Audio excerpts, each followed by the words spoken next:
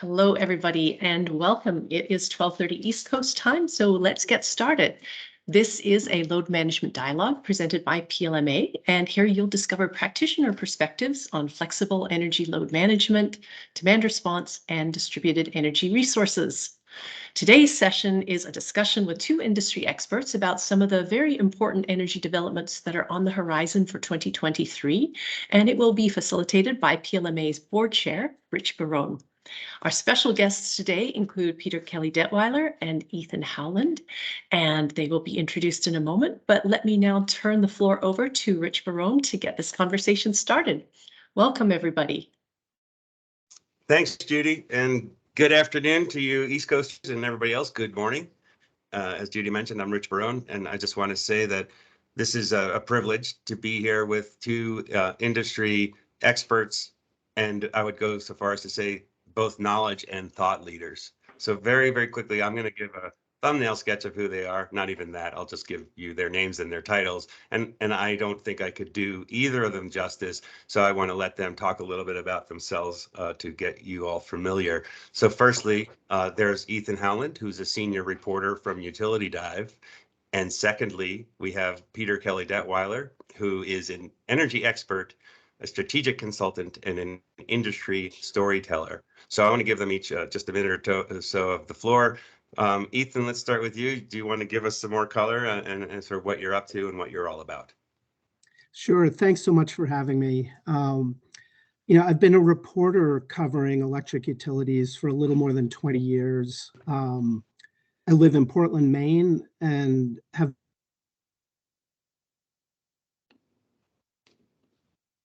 long before the pandemic, I was, working at home from a home office. And it basically started out covering the Western energy crisis and Enron. And so that was my introduction to the utility world. Today I'm working at Utility Dive, mainly covering FERC and federal regulation, but also covering state and utility news. Thanks, Ethan. Looking forward to all of your thoughts and insights here over the next hour. And Peter, I want to make sure you have the opportunity to talk a little bit about yourself and the very rich history that you bring here. Well, thank you, Rich. It's a pleasure to be here. Yeah, I've been in the power industry for about 31 years or so. My hair was not gray when I started. I got involved in retail markets in 1997 and worked for Constellation. Ultimately ended up heading up their demand response group, where we paid customers not to consume electricity, as many of you know. And we built that portfolio organically and then through acquisition to about 1,700 megawatts. And then Exelon bought us in 2012. I took severance, started writing for Forbes.com, wrote about 300 articles on what was happening on the power grid all over the place, from electric vehicles back then even to batteries, everything else. And ultimately ended up taking on the foolish assignment of writing a book about it, the energy switch. And now what I do is I read 32 newsletters a day. One of my favorites is Utility Dive. Canary is one of the other ones I absolutely must read every day. And I distill all that information, and then I use it to teach classes on everything from hydrogen to DERs to EVs, et cetera, and inform clients in terms of what's happening on the grid and contextually how that impacts their businesses and how they need to think about that going forward. Awesome. And I think we'll all benefit from both of you as we go through this discussion. Just for some context, this is really focusing on trends and 2023 trends as a conversation. And I think the way this will work, we'll tee things up a little bit of context and perspective from Peter and Ethan. We'll go through some different topic areas that are relevant, and likely it'll be a very free flow type of conversation. But I wanted to encourage all of you who are watching and listening, if you've got questions, please don't hesitate. Enter them into the chat, and we'll be accruing those as we go. Provided we have sufficient number of questions, we're gonna spend a good portion of the tail end of this conversation fielding those questions and putting them to our experts. So stay tuned and make sure you put your ideas out there so we can talk to them directly. But let's get underway. And I think, for us, look, this is all about the context of energy transition, really. And within the PLMA universe, we're really talking about the domain of distributed energy resources. So I wanted to afford both Peter and Ethan, if they can, within a couple of sentences or so, just summarize within the context of DERs, what does the energy transition mean to each of you? And Ethan, let's start with you. Well, I think of it, I guess pretty broadly. And to me, the energy transition is really the shift from fossil fuel generation to emissions-free generation, and sort of simultaneously moving from centralized power to decentralized power. So just broadly, that's how I view it. Well said. Peter, do you have a similar, different perspective? Fairly similar. I sort of fall back on that organizing the 3Ds. So decarbonization drives a thing. It's a must do. And then you've got the decentralization, which is getting to be a must do. And that's facilitated by digitalization. Can't do it without a robust IT platform that enables for the first time that democratization of customer participation. So pretty much very similar viewpoint, I think, to Ethan's, with one additional caveat, which is that this involves not just the electric power sector, but industrial, transportation, all of humanity's endeavors. And the electron's going to push into all these other sectors, with the grid potentially tripling in size by 2050. So this energy transition takes over, with electricity as the spearhead, the entire economic energy domain. Yeah, couldn't agree more. I think that that's the holistic nature of this, and as we get into some of the trend topics, we're going to be hitting on a lot of that last piece in some surprising ways. But as as a precursor to 2023, I think it's important maybe to take a quick look back. 2022, there's clearly different things that have occurred across the spectrum of what we'll be discussing that either serve as sort of springboards to some of the trends or catalysts, or even ones that maybe have created pivots in trends that would have otherwise been expected. So I'm just wondering if each of you might have one, two, or three sort of big happenings in 2022 that really have set the course for where we're headed this year. And I'll just reverse the order. Peter, maybe we'll start with you and then we'll go to Ethan.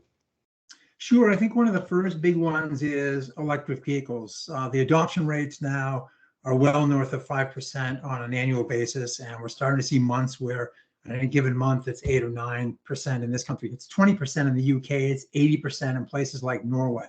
So that's coming, and it's going to be critical. The other one, which has been impacting the DER domain in a big way, not existing appliances like water heaters and that sort of thing, but your batteries, your rooftop solar, and EVs, the supply chain. And we're starting to see some of those issues being wrinkled out. Costs have fallen for modules quite significantly over the last couple of quarters. Steel prices are down, glass prices are down, battery prices, lithium prices starting to ease off a little bit, which will help the whole new investment in DER technologies accelerate. Awesome.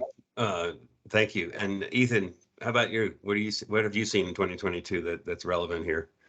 Yeah, I think adding to what Peter just said in terms of acceleration, I think the Inflation Reduction Act, which took effect late last year, and then, we'll add the Infrastructure Act, which was late 2021, but I'm going to throw that into last year. I think those are both, big catalysts for some of the trends Peter just mentioned. Terrific. All right. So now we've got our springboard into the 2023. And got several topics that we've already kind of flagged, I think, worth kicking around. I'm sure others will emerge as we talk through it. But let's start with, as in the description here of this conversation, Peter and I were talking before the call. Wood Mac has got some pretty sizable forecasts, 380 gigawatts by 2025 in terms of the DER penetration.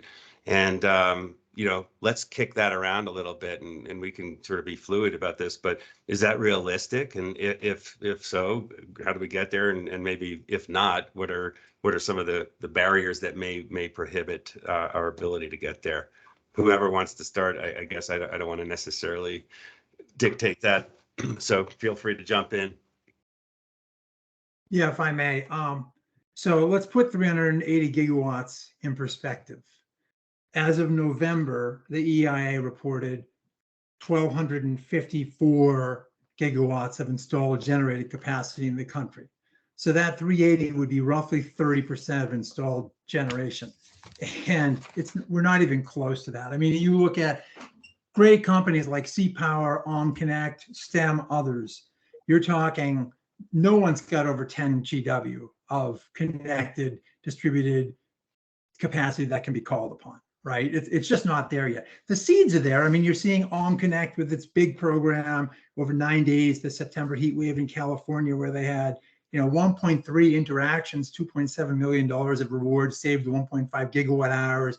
You see companies like Sonnen in Utah with Rocky Mountain Power now retrofitting solar with batteries under a formal tariff. So public utilities has recognized that. All the little green sprouts are everywhere. But I've been on the receiving end of macro forecasts like that, where people take a look at the big picture and say, this is technologically feasible. And then you go and look at the barriers on the ground and say, that ain't happening for, and you can enumerate reasons 1 through 10. Which we will talk about later on. But with all due respect to wood, it's a great target. It's not there, and there are a number of reasons I think we'll discuss as to why. Yeah, I'd like to get into the whys, but first want to hear, Ethan, do you share that perspective, or are you going to be more optimistic? No, I actually agree, 100% with Peter. I think the challenge is, just one additional one, I just think are just at the state level, each state PUC or utility commission is going to have different approaches to how they may or may not be facilitating the adoption of DERs. And I just think it's really, really complicated from a regulatory point of view. And that's another just big barrier to widespread adoption. Thank you. Yeah. So, okay. So we flagged regulatory as a barrier. There are others. Peter, would you add? You said there's a long list. So what other, barriers can you just call out off the top of your head that you think impede that progress? Okay. Number one, cyber. Back in the day when we had SCADA systems, supervisor control and data acquisition systems, operating technology environment, you had a couple hundred assets in a bulk power system you had to pay attention to and make cyber secure. And they weren't connected to the grid, to the IT grid anyway. Now you have all these connected assets, every single one of them, that connection to a vendor, and then from there to the grid represents a new attack path. That's challenging enough. But if you think about it, if we do get to a point in the future where Hawaii, for example, posits maybe 50% of the energy in the ecosystem comes from the grid edge, now it's not about protecting that central SCADA fortress anymore. Now you have to protect everything. And so the inverters are the place to start. That's the place that has to be hardened first. But cyber is number one.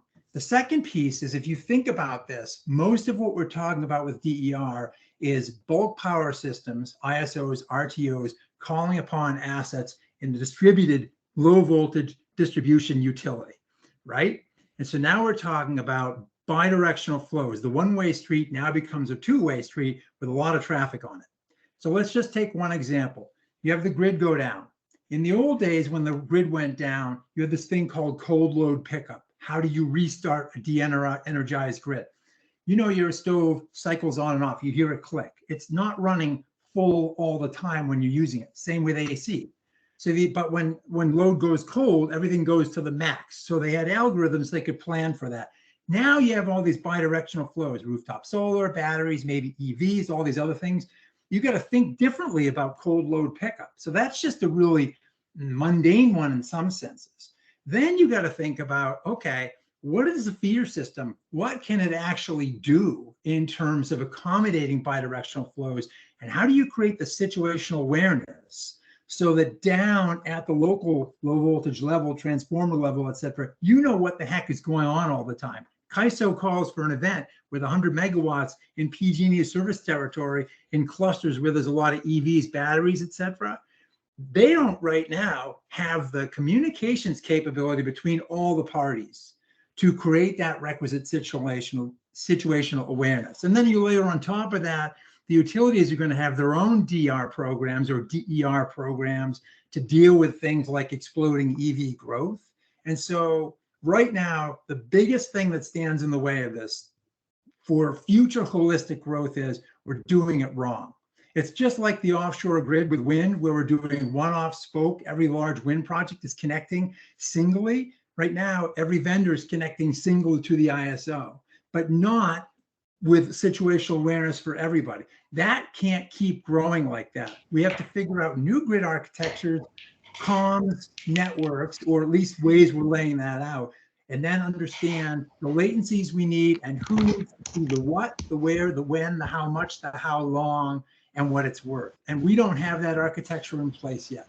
So those, to me, are the big things we really have to start thinking about in 2023. Would you add to that, Ethan? Building upon that, is that similar to what you're seeing?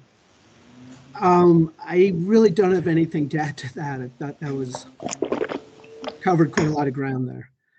You know, I'll just comment maybe if you'll afford me the chance, Peter, that the second, you know, certainly these are interrelated even, but I think the nexus of some of those solutions, well, one we'll talk about in a minute, right? It's market synthesis, but the other is for distribution utilities to be able to accommodate everything you just alluded to. There really needs to be accelerated, I think, and concerted effort along grid modernization. Some of the advanced distribution management capabilities are key to them having the situational awareness. And I'm just wondering if you would concur with that, and if you think that we utilities have done a good enough job justifying the expenditure in the grid mod architectures, speaking directly to accommodating this new worldview, or is there still sort of dots that need to be connected? See, in general, I would answer no, partly because a client hired me to look at every grid mod plan for every utility and PUC across the country about a year ago. And what was really clear was a lot of these were ad hoc. They hadn't thought through the whole value prop integrated from A to Z. And so, and it's not integrated into the planning departments. Utility Dive, kudos. The piece that came out from Emma Penrod the other day about XL, talking about XL and SRP, creating new planning structures so that load growth, DRs, gen planning, transmission planning, all finally beginning to integrate into an ecosystem that's not siloed. We have to start doing that. And up until now, all the investments we've made in DERMS and smart meters and so on, none of that has been thought through in a holistic perspective. If you look at like New York's DSP plan, you'll see the challenges that NYSEG and Con Ed and all the other utilities are going through to have to sort of reintegrate the systems. It's not easy. And in fact, in HECO, where you came from, Rich, they threw out the old IRP model and built a new one, specifically integrating vendors and DERs into the planning process. That has to happen everywhere, or else grid mod kind of grinds to a halt in terms of the value it can provide to people.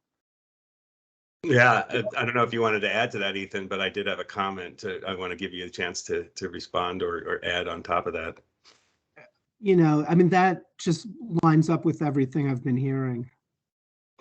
Yeah, and I'll say this, Peter, you know, I was, you know, I had the opportunity to be participatory in that work in Hawaii, and the reality is if you're not inclusive holistically in your planning, you're ostensibly precluding that very opportunity. You're creating an inherent barrier, and by the way, over long horizons, from really creating the venue for those assets to be part of the operational model, right? And I think that's what's so important about some of those integrated grid planning efforts. And we'll talk potentially a little bit more about it later. But let's transition, because I think this is going to be an area where, Ethan, you'll have a lot to say, I expect. And I think, you know, one of the things you hit on, Peter, is you do have this direct wholesale market participation through aggregation, and it is likely to create a conundrum for the distribution system operators as the numbers get bigger. One of the major tenets of FERC 2222 is to create that synthesis between the retail and the wholesale side. And I think to try to get out in front of some of these potential problems. So let's talk a little bit about that. This could be a big year for 2222. And let's maybe, Ethan, I'd love to hear your perspective on sort of the trending around 2222 and how it's the same and different across jurisdictions and where you think things are at and where they're going there. Yeah, so I guess I feel like when the initial decision was made, I think in September 2020, there was this, huge amount of excitement that this was going to open up markets, wholesale markets to DERs. And the initial round of compliance plans have all been filed. FERC last year approved plans for CAISO in California and the New York ISO. And I think in both decisions, they required some follow-on compliance reports from the two ISOs. The other RTOs and ISOs, however, their plans are still pending at FERC. And FERC staff, I think in all cases, FERC staff has asked for more information from the grid operators. There's, and the plans at the different ISOs, when they want to implement Order 222, varies. But I think there's a lot of concern about MISO, which is proposing 2030 compliance or implementation timeframe. There's the MISO state regulators would like that moved up. Companies involved in the DR business and demand response sector, would like that sped up. So that seems to be taking a little bit longer, I think, than initially thought. And a wrinkle in all of this is FERC right now is down one commissioner. They've got a vacant seat. They have a new acting chairman, Chairman Willie Phillips, who just was named acting chairman earlier this month. So he's kind of got to come up to speed on things. And I think there's a risk that FERC just may be moving a little more slowly than usual. And it's not like it moves super fast on these things anyway. But so roughly that's where we're at, I think. Okay, that's a little foreboding in terms of, the market synthesis in particular, which it's going to lend itself to some of the challenges that Peter was alluding to earlier. Peter, what's your take on 2222? Yeah, I think it's setting the framework right and saying everything that a wholesale asset's compensated for should be compensated as well. I think that's fine in its general overarching philosophy. I think, and then of course, when you saw 2222, who opposed it, right? It was the distribution utilities, because once again, they viewed it as an overreach down into their systems.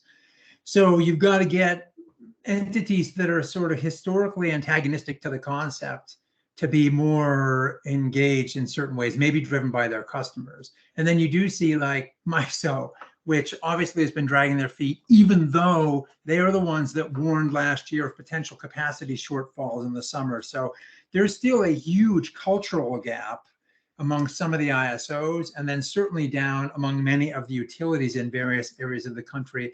And that doesn't change until certain people age out or get replaced by, you don't change that mindset overnight. And so much of this isn't technology, it's sociology and culture, and economics is a manifestation of culture ultimately. So I think some of those barriers look like they shouldn't be hard to address, and ultimately will be the things that cause this to be slower than would otherwise be the case. Yeah, interesting. And just a question about that is obviously from the top down, you've got mindsets, you've got age, you've got entrenchment to some extent, right? Hard to move that. Is it likely that the sort of bottom up, customers may be clamoring with the guidance and support of some of the third parties out there, the aggregators kind of promoting this? Is there a chance that that bottom up push could help kind of counterbalance some of the slow moving top down perspective? Well, I think there's a good chance. If you look at clean power purchase VPPAs and power purchase agreements as an analog, you see the Googles and the Microsofts and the others of the world just clobbering some of the utilities in the Southeast or in Virginia, places like that, and saying, hey, if you want our business, you're going to play ball. And a lot of those companies are also very interested, engaged in the DER process. So I think what happens here is you see companies that have benefited, especially companies with multiple sites, and they benefits in market A and B, and then they go and start to create political and regulatory pressure in markets C and D and say, we want this too, and there's no legitimate reason for us not to have it. So I think that's the end around that may occur. And Ethan, is that resonating, because the work that you've been doing at 2222 and looking at the states, have you seen some of those, some empirical evidence to support what Peter's saying? Have you seen it manifest, or is it a little bit more behind the scenes where that's happening? Yeah, I can't say I've seen it manifest, but I know, companies, I think like Walmart, who have properties all over multiple states, large properties or large energy user, companies like them are pushing, are very supportive of trying to get 2222 sort of in place and working. All right. One of the reasons that may happen is because if you do see this onslaught of EVs, and if you take, for example, a look at Bloomberg, they recently studied 18 other countries on their migration path. It said once you hit 5%, it takes 3 or 4 years to get from 5% new sales to 25. So let's say you have a recalcitrant utility that doesn't want to get involved with vendors or everyone else and starts to see massive load growth of electric vehicles. And if they're not charged at the right time, they have holy hell to deal with, right? Capacity constraints, and there's a whole lot of uncertainty. If you look at Seattle City Lights study they just did with EPRI, the adoption scenarios are all over the map because nobody knows yet how customers are going to behave, price curves, adoption rates, all that. But you could posit a future in which the speed with which EVs come into the market, especially now driven by NEVI and the incentives for the US government for charging and so on, that the utilities recognize, we have to start with managed charging, and we probably need bidirectional flows just to manage this stuff and create efficiencies in our systems, which are roughly 42% capacity factor systems on average. They're super underutilized. And they're probably going to have to engage vendors to do that. And so, 2222 may pick up speed simply because of necessity felt by the distribution utilities because the EV vector starts to drive it. Yeah, and I think that's a nice opportunity and a good segue, because one of the other topics which we would be remiss if we didn't bring up in terms of trend is the electrification of transportation and this tidal wave of electric vehicles and the implications. You talked about some of those growth trajectories, some specific jurisdictional depictions of that, but from both of your perspectives, I think I'd like to explore some of the trends around EV. What are we really seeing happen in terms of adoption rates? What are we seeing in terms of programmatic, let's call it tariff or rate solutions to address it? Where are we with managed charging in terms of that? Where are we going with respect to V2 everything? Just so that's a big bundle of things, but I really wanted to kick the tires here on this sort of, it's almost like a step function change in some of the complexities. And because of course, I would add, we're taking all of this load growth and a lot of uncertainty and big jumps, but then we're adding mobility to the equation, which from a distribution systems perspective is alarming, I would expect. So I'd love to hear your thoughts just around the EV trends. What's real, what's not, what's really happening, what's likely to happen, broad brush here. So let's, Ethan, I want to give you a chance to kind of speak to that. Well, honestly, I'm really not an EV expert. So on this, I think I'm going to defer to Peter. Okay. All right. Peter, the floor is yours. I'd love to hear your thoughts on this space. Okay. So let's give you a sense, first of all, the sizes of these vehicles. The Ford F-150, the little one, does 230 miles of range, and the battery is 98 kWh.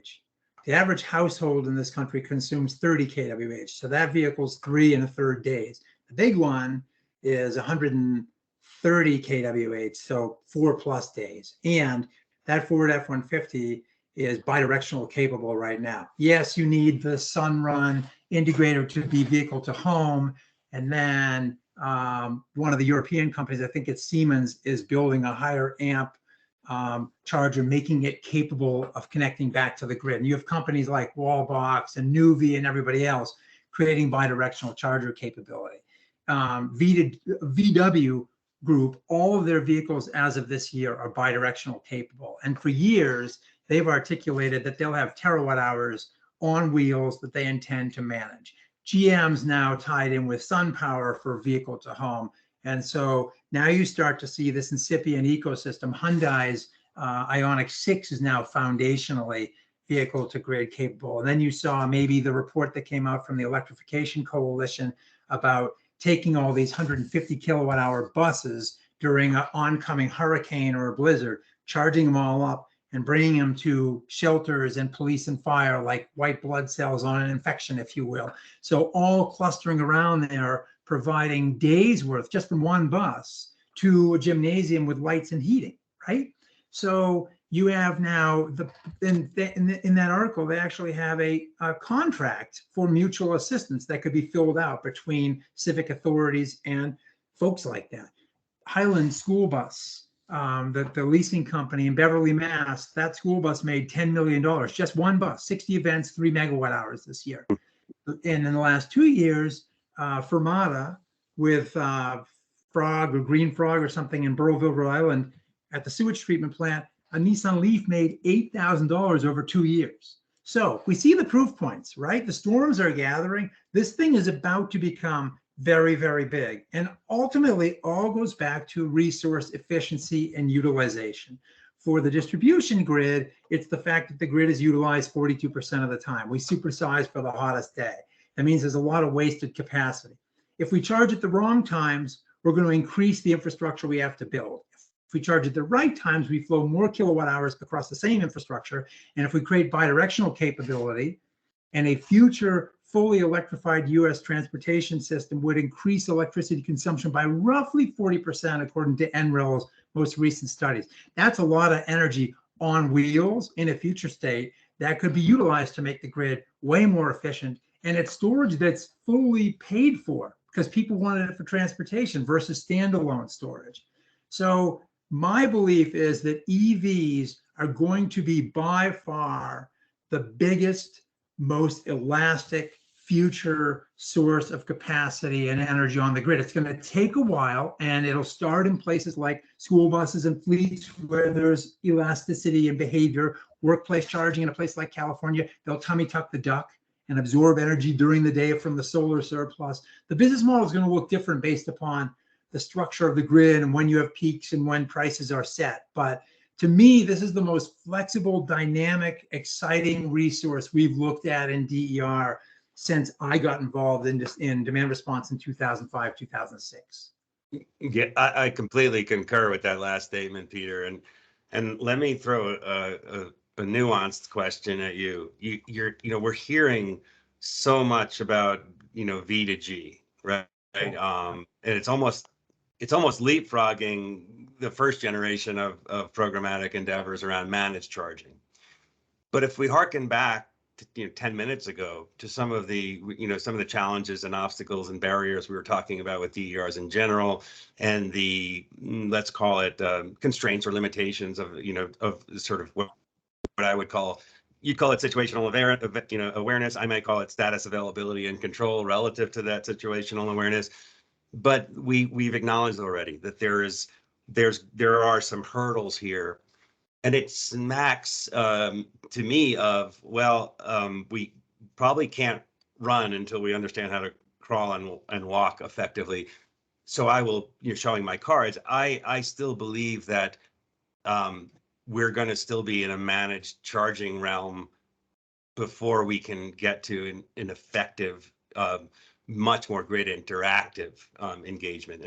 And I guess the easy way to kind of frame that is, you know, can we really just, is it prudent to focus mostly on just vehicle to home and treating that home as almost like a load management rather than going the next step further, which is kind of exporting into the grid? Is that a logical sort of stepwise approach? Or do you think there are too many forces out there that are going to look to springboard us directly into the kind of import-export role of these vehicles? Well, I think first of all, you have the issue where the charging infrastructure, the dominant one right now is CCS, the European one. It's actually not set up for vehicle to grid the same way the CHAdeMO one was, where the NEAF was CHAdeMO, and so it was capable right from the beginning. I think you're right. Managed charging is the place to start, and it's less expensive. And I mean, simplest, you start with time of use rates, like PG&E and other places in California, Hawaii have, where charging during peak costs you twice as much or more than other times. Now, if you can directly manage it, you have a lot more control as a utility, and you know what you're doing, or a grid operator. So some folks will not let people manage their utilities, manage their vehicle charging. Others will say yes. Fleets, I think, are going to be some of the earliest big slugs of energy into the grid. Why? Because it's A, a lot of batteries, and B, a single decision maker, right? It's going to be someone in the company charged with optimizing the economics. And so I think you'll see there will be a logical progression path of managed charging, time of use rates in more and more places, direct charging, and then ultimately more and more V2G as we work through those technologies and business models and ability of local distribution grids to actually accept those bidirectional flows. But again, it comes back to planning right now for a future that could be 1,800 days, 5 years out. We got to start thinking about this now in ways that many people are saying, oh, it's not going to happen here. In fact, I had someone who hired me last year to keynote in the middle of the country, and I said, what should I do? And she said, scare them. And so I said, okay, here's what's happening here, here, here, and here, and it's going to bleed in your direction with the next 5 years, and here's why. And we need to think that way right now in ways we haven't before, and redraw our mental maps. Yeah, that's a really good segue opportunity. And just being cognizant of time, I want to make sure we leave, 12 to 15 minutes for some of the questions that are starting to pile up. But I wanted to cover two topics. I'm trying to think of the logical way to do it. I definitely want to get to decarbonization, which isn't definitely an elephant in this room, but might be worth doing a little bit of a sidetrack here, building upon what you just said. I am wondering, there's a sort of a double barrel here around the utilities role, generally in the context of this transition, specific to electric vehicles, for two reasons. One, you just alluded to it, right? So this more holistic view of planning and what does that mean for the utility? The other is non-energy market explicit participants now potentially playing a more significant role and really almost running the risk, I guess, from the distribution utility of disintermediating the utility, just like the utilities have kind of been concerned about DER providers in the past half decade or more. But so the two questions in this area is, do you see maybe new market entrants, and I'll flag that as things like auto OEMs, as taking a more heavier hand in the energy and specifically electricity markets? And do you see the utilities role potentially being changed by virtue of some of these circumstances, and distribution planning and integrating that with bigger system planning is one of the mechanisms? So I'm curious to that those two different trend lines, and is there a nexus of the two? And Ethan, I know you haven't said much lately, so I want to make sure you get to offer something. Yeah, thank you. I feel, well, honestly, I feel like I'm a little bit out of my depth on this. So I'm going to pass off to Peter here. All right. Okay, so if we think about what's happening and what is about to happen, I think the utilities, whether they like it or not, the distribution utilities, they're on the front lines of this because that's where the resources are. So you quickly get into something like, what Hawaii's been working on, or what SoCal Ed with its roadmap to the future is working on, where you recognize that inherently the amount of data, I mean, we're talking about, you talk terawatts, we're going to be talking exabytes, right?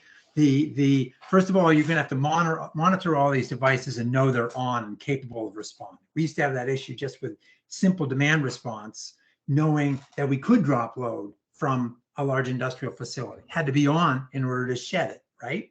So you quickly come to the conclusion that utilities either have to become IT companies, or they have to quickly become paired jointly, like tightly, with utility companies, because the systems capable of figuring all this out are much more complex than today. If you just think about one example, if you do have a utility like, for example, PG&E, Pacific Gas and Electric, where there's 5 million meters and they postulate 4 active devices on every meter, that's 20 million devices. Let's assume those are hot water or water heaters that interact every single day. They get turned on, they get turned off at least once. So there's 2 transactions every single day for a water heater in every home. So there's 700 transactions, multiply that by 5 million meters.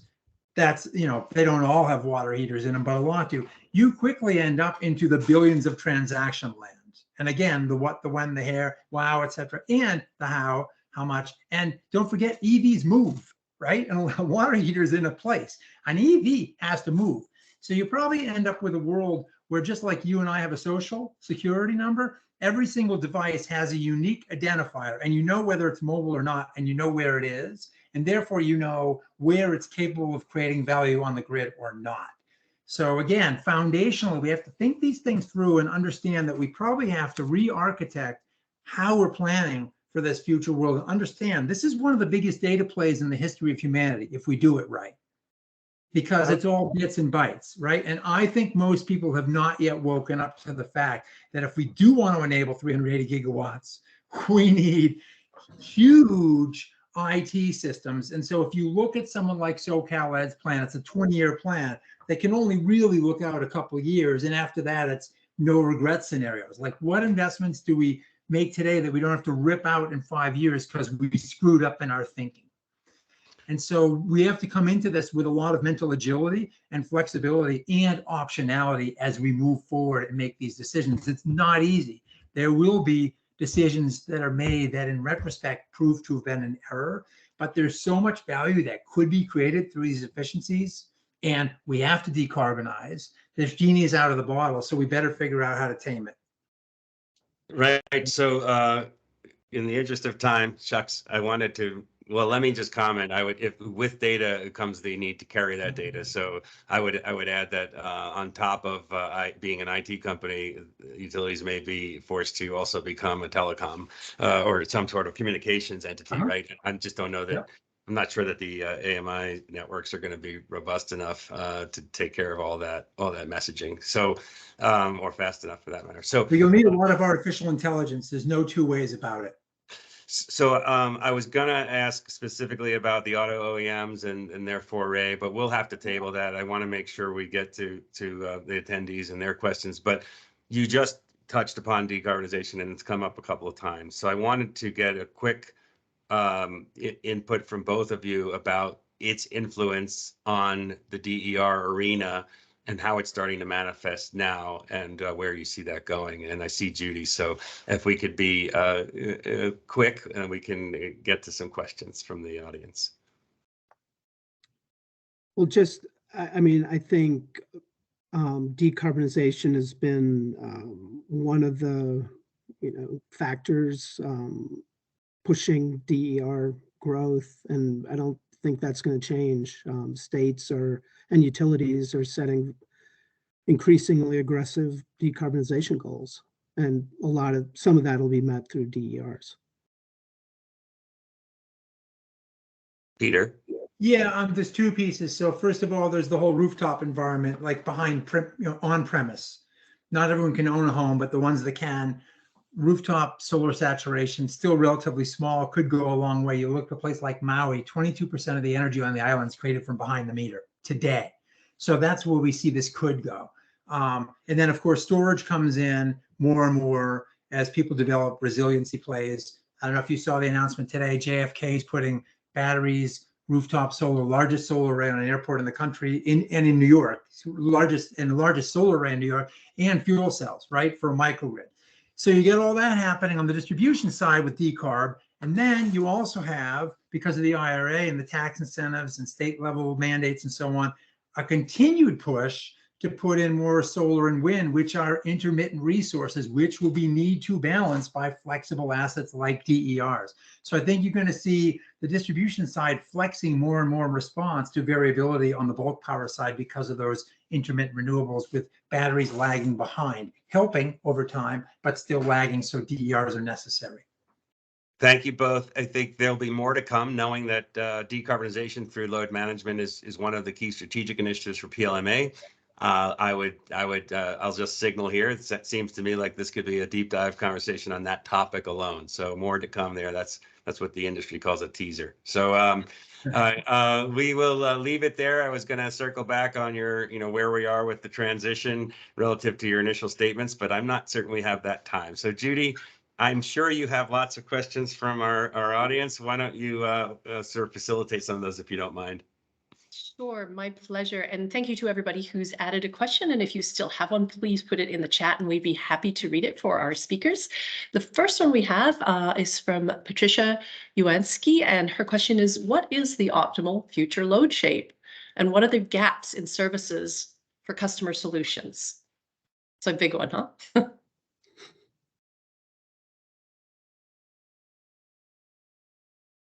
Well, it depends where you are. I mean, you could in theory say the ultimate customer load shape is flat, but actually in a place like California, the ultimate customer load shape could be mimicking solar output, certainly at certain times of the year.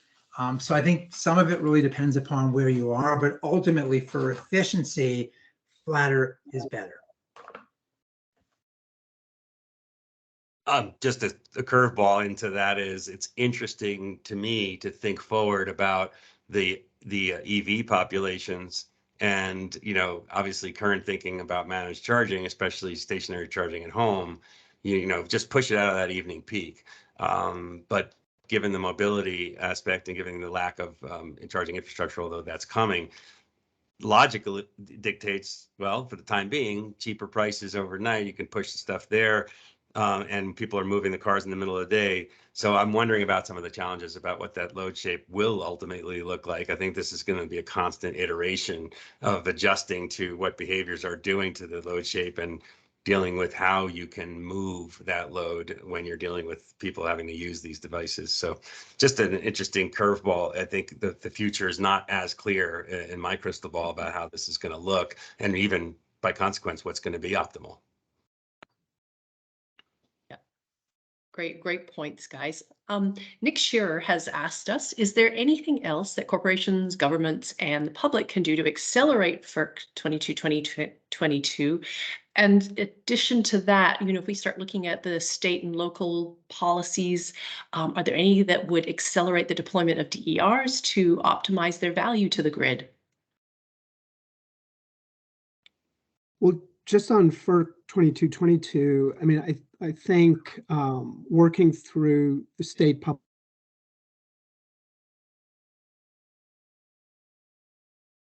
speaking to those folks, it is a good, or to me, I think is a good avenue for trying to move things along there. Peter or Richie, any other thoughts on that question? What else can we do? Should we be doing? Yeah, I mean, it was a long question, so I'm trying to remember all the pieces of it. First, to even give an intelligible response in addition to what Ethan just said. Peter, do you have any thoughts? Maybe you're remembering the question better than I can at this time. Well, how companies and customers can help to accelerate that process, I think. I think make your voices heard. There's economic value there for participants, and and in systems. And I think making regulators and politicians aware that you care and that it has meaning to you, they respond to that. Yeah, I guess I'd add to that. Yeah, thank you for the recollection, Peter. I think the other thing is it's more than just making your voices heard. I think customer decisions, the more that the assets are starting to show up, the more that the business models are sufficient enough to have favorable payback. Maybe vendors are selling it on the basis of resiliency plus. And sure, it's not going to be inclusive, I think, across all customer classes, if you will. But I think the greater the populations are, it's a forcing function to kind of accelerate this conversation, because there are going to be inherent challenges that result from these being there. And 2222 is one mechanism by which you can achieve the market synthesis to streamline the way in which they're incorporated. So I think that's one. And I would say furthermore that it might be the case that the electric vehicle wave might be able to sort of trounce anything that's happening on what we've seen as traditional DERs, because there's going to be so many more of them and even more complex, right? And they're very large assets comparative to individual loads. So anyway, I think those are complementary pieces that are different ways of making one's voice heard, is making one's wallet heard. So that's an excellent segue. So Joyce Bodo has asked the question of whether or not you foresee issues with quantifying the value of V to G kilowatt hours output. I think it can be modeled. I mean, certainly there are constraints. You have to understand the behavior of the customer, the elasticity, how much energy they have available, charging, discharging rates, all that.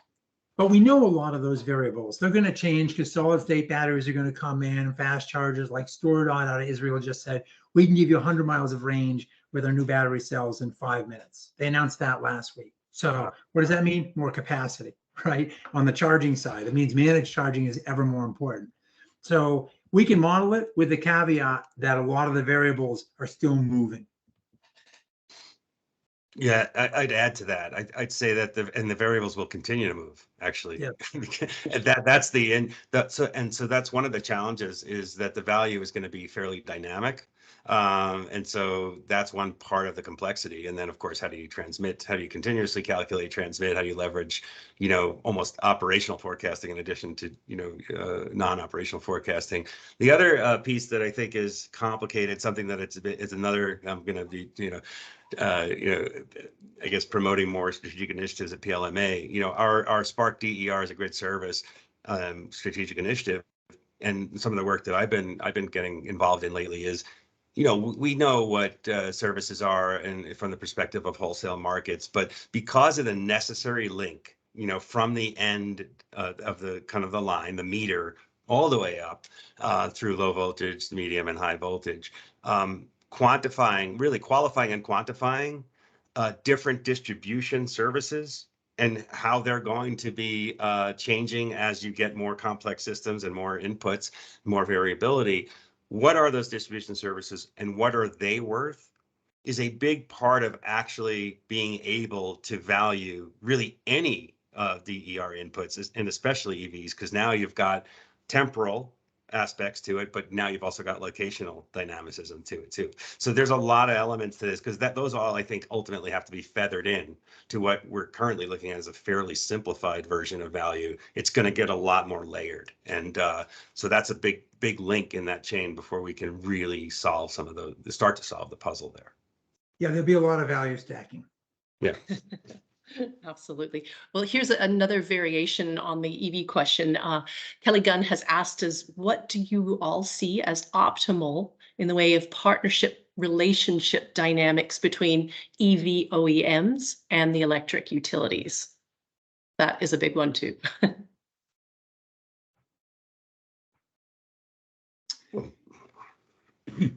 Yeah, it comes down a lot to what's the strategic impetus for the OEMs. I mean, the last time around, Henry Ford and the gang, they missed the whole fuel chain piece of it. Exxon and, Standard Oil of Ohio, et cetera, they grabbed that whole thing and rolled up Shell and so on.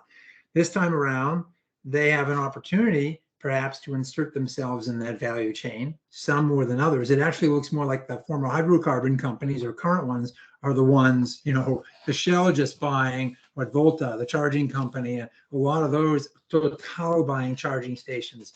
The OEMs seem fairly content right now to sit in their lane. Yeah, I mean, certainly Ford and GM just announced with others the partnership with Rocky Mountain Institute around virtual power plant creation. The question is, how far do they want to extend their arms into that direction beyond simply creating value streams to buy down the cost of the vehicle so it's more cost effective for their customers to acquire? Yeah, I have a pretty strong perspective on this. I've been thinking about it fairly intensely for a few months, I guess, which might not seem like a lot, but does to me. Interesting perspective that Peter just brought up. On the one hand, the folks that have been involved in what I would call the legacy transportation fuel industry, fuel supply, logistics, and all of the elements that go along with that, they'll look and are looking to kind of pivot to just do a substitutional role. I look at the auto OEMs who are in my very, fairly ignorant opinion or not informed opinion on this part of their business, but at high level, they're going to be really threatened in terms of being able to maintain profitability because, because of the vehicles themselves, their longevity, the fewer moving parts and lower maintenance. So I think they have all of the incentive in the world to figure out how to expand their relationship with the driver. And the logical, the penetration point seems to be first and foremost through the car, through the home, but then that can be more expansive. So I almost look at the auto OEMs, one vector that they can pursue is really challenging and maybe in some cases trying to displace the folks that may have otherwise been hot and heavy in the DER world, starting with PV and PV plus storage and other. That's where I think the auto OEMs are going to start to play and actually be more expansive about what their relationship can be with those customers. So that doesn't directly speak to the auto OEMs and the utilities, except to say that the same challenging relationship that you'll see between DER aggregators and utilities would likely look similar to what the future relationship will be between auto OEMs and utilities. If you see Ford or GM buy Sunrun or SunPower, then you'll know, uh-oh. Yeah. Yeah. Fantastic. Well, I think we are just about out of time at this point. So perhaps on behalf of PLMA, I can once again extend really a big thank you to Peter Kelly-Detwiler, Ethan Howland, and Rich Barone for really an excellent discussion today. And holy cow, what a year ahead 2023 is going to be. So thank you to everyone in the audience who joined us today. And if you are interested in rewatching this discussion or re-listening to this discussion, we have two ways to do that. The first is that we are making it available through PLMA's podcast, which you can download from wherever you get your podcasts. And as for the video recording, we do also have that available on our Load Management Resource Center, which is a searchable content library of PLMA content. So please take a look there if you'd like to share this with colleagues, and we encourage you to do so because great content. A couple of other things I want to mention quickly. And that is, if you're planning to be at Distributech in early February in beautiful San Diego next week, please do join PLMA for breakfast on Tuesday morning at 7 a.m. to 8:15, right ahead of the keynote. It's our treat, and we'd love to see you there. If you're a PLMA member, you're definitely invited. And second of all, if you are going to be in San Diego, there's another interesting EV opportunity being presented by a PLMA member, Key2 Systems, and they are hosting a series of workshops on harmonizing EV communication. They are harmonizing EV communications protocols, which is a very, very rich opportunity, I think, for all of us at this point in time to consider. If you are interested in attending, Isabel Puthoff, who works for Key2, her email is here on the screen at the moment, iputhoff@key2.io. She will be more than happy to enroll you in those workshops. And last of all, I want to highlight PLMA's awards nominations, which are coming up. We will be opening the call for nominations next Thursday, February 2nd. And of course, today is a great day to also think about saving the date for PLMA's 47th conference, which will be in May in Memphis, Tennessee. And with that, we'll say thank you for being here today. We'll look forward to seeing you again. And thank you so much to our speakers, as well as everyone who joined us. It's been a pleasure having you. And you have been listening to a load management dialogue presented by PLMA. To learn more about other dialogues and for an archive of the past recordings, please visit us at peakload.org or your favorite podcast platform. And that concludes this edition. Thank you, everyone.